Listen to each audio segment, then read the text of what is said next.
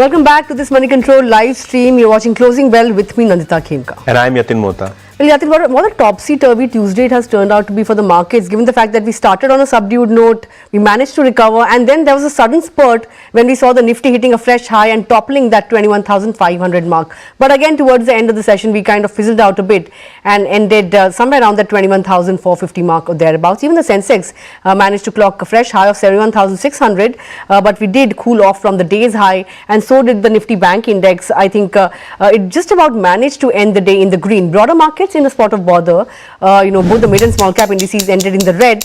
Aside of that, sectorally, you saw a lot of buying in the FMCG packs. So you had likes of Nestle, Tata Consumer emerging as the top gainers on the index. And realty was also among the gainers. What didn't do well was the IT pack. So the likes of TCS, Infosys, HCL Tech were among the top losers today. Let's take stock of some of the other gainers. Coal India, that stock was up 5%. Aside of Nestle and Tata Consumer, you had NTPC, Reliance Industries. That stock hit a fresh 4-month high today. That's also in focus. And of course, ITC also among the movers today. On the flip side, Adani Ports, Mota, SBI Life, Wipro, TCS as well as UPL, these were some of the losers. Talking about, Reliance Industries, there was a, Morgan Stanley report which was fairly positive, and we had a rub-off effect on that, Yatin. Stock ended higher by about 1.5% or thereabouts. And, in the broader end of the markets, there were quite a few stocks that were flying high today, including the likes of SpiceJet. We did speak at length about SpiceJet yesterday. Today as well, the stock was up 5 to 6% or thereabouts. Hindustan Copper, Yatin, hit a fresh 11-year high today. Absolutely, and the stock, neared that 200 rupees per share mark. In fact, NTPC, if you're talking about PSU, that stock also crossed the 3 lakh crore market capitalization in trade today. And talking about NTPC specifically, it's become the 20th largest company by market capitalization, taking into account all private sector and PSU companies. So good going for that stock as well. Nandita, a few stocks I would like to mention. First of all, G Shipping, 6.5% higher. Obviously, this is to do with the Yemeni, attack which is happening on a lot of these container ships, which probably has pushed the freight rates higher for the shipping industry. Probably the market sees G Shipping as a beneficiary. IRFC trading at record level, 6% higher for that stock. Also, stocks like Shankara Building were in focus because they announced the 1:1 demerger of the trading business as well as the buildings material business. That stock moved well. Keynes, post announcing that 1400 crore QIP, that stock also moved nearly 5-6%. So a lot of action in the mid and small cap end of the market. Today, we'll also talk about PSU Banks in specific, wherein Motilal Oswal has increased the target prices. But overall, I think it was a healthy trading session with markets being range bound, probably looking at new record highs. But that is a typical December end kind of a phenomenon, wherein the FI activity usually slows. Because most of these offices go on a long dated holiday. That's correct, which is why I think even fund flows have been fairly muted. I think FIIs have, yesterday I think apparently they sold just about, marginal amount, and even DIIs pumped in just about marginal amount of money. But aside of that, let's take a look at the top stocks that are on our radar today, starting with Devyani International. Yatin, investors were feasting on this stock today in trade. The stock was up somewhere around 6% or thereabouts. It has entered the Thailand QSR market in partnership with Temasek, and it has bought, a controlling stake in the restaurants development company, via its Dubai subsidiary. Now, it will be acquiring 274 KFC restaurants in Thailand, and that transaction is likely to be completed by the 31st of March of 2024. Now, this acquisition will add to Devyani's 500 KFC outlets across countries like India, Nepal as well as Nigeria. Now, we have a couple of brokerages who have also come out with reports. Now, CLSA has maintained an outperform rating target price of 211 rupees per share. It believes that, the total purchase value of the transaction is 1,066 crores, out of which 341 crores will be paid by Devyani International, and there's a local bank debt of somewhere around 385 crore rupees or thereabouts. Now, CLSA says that the purchase value is at a trailing 12-month EV to sales of less than 1x, which means it is fairly valued. Even Jefferies has the same view. It believes that, the growth at reasonable price seems to be the strategy here, and the acquisition value of 8 times FY23 EV EBITDA is a significant discount to Devyani's own valuations. So that makes the transaction fairly reasonable and cheap. And, but Jefferies has also pointed out that they would have liked to see an India growth focus or effort instead of entering into a new market overseas, right?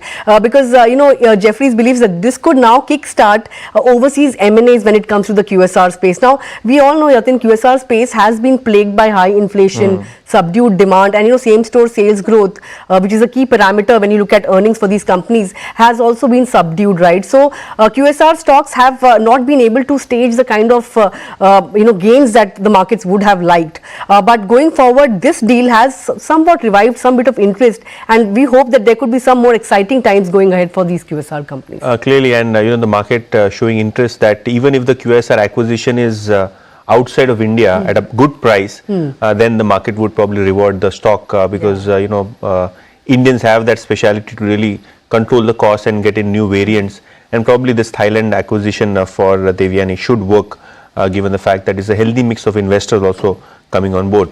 But talking about PSU basket, wherein PSU banks are in focus today, Motilal Oswal has increased the target price of many PSU banks. Starting with SBI, the new target price is pegged at 800 rupees per share, PNB 90 rupees, and Bank of Baroda, the target from Motilal Oswal is 280 rupees. Now there are several small cap and mid cap PSU banks wherein Motilal Oswal is bullish, which includes Union Bank, target is 150, Canara Bank, target is 550, and they are well poised for a strong growth earnings. Now if you look at the PSU banks, they will probably benefit of low cost of funding, better CASA ratio, and a deposit franchise. Now if you typically talk about the PSU banks, they have a very healthy deposit base because the public deposits get attracted at PSU banks much faster than the private sector banks. In fact, Motilal Oswal is now estimating that the PSB, which is the public sector banks, their earnings pool will grow nearly 3 times to a level of 1.75 lakh crores in FY26 versus a level of 57,000 crores in FY22, which means that in a span of 4-5 years in terms of financial earnings, it is set to be 3 times bigger. Obviously, thanks to good asset quality, loan growth, and the kind of stress asset pool, which is again showing some bit of recovery because of the NCLT process, because of revival in the real estate sector. Motilal Oswal thinks that now is the time to buy the PSU stocks, especially the PSU banks, wherein valuations are healthy and the upside should be substantial from the current market price. So, despite the fact that PSU banks have run up, Motilal Oswal sees much better upside for even small and mid cap banks. That's true. I think the good part is that SBI till now, which had not participated in the rally, has also started participating. Only Clearly. Friday it had hit a fresh 52-week high. And now with the SBI also participating, I think the outlook on PSU banks is fairly positive going forward. But the other stock on my list is Reliance Industries. Of course, the stock hit a fresh 4-month high today. In fact, the stock has been doing fairly well over the last 1 month. I think on a YTD basis, it is yet to get back into the black, into the green rather. But over the last 1 month and over the last 5 days as well, the stock has done fairly well. We have a couple of brokerage reports coming in, positive reports. UBS has a buy rating on the stock. Target price has been increased to 3,000 rupees, which implies a 19% upside from current levels. In fact, UBS believes that the conglomerate's consumer businesses will be in focus, and the concerns around leverage are a little overdone.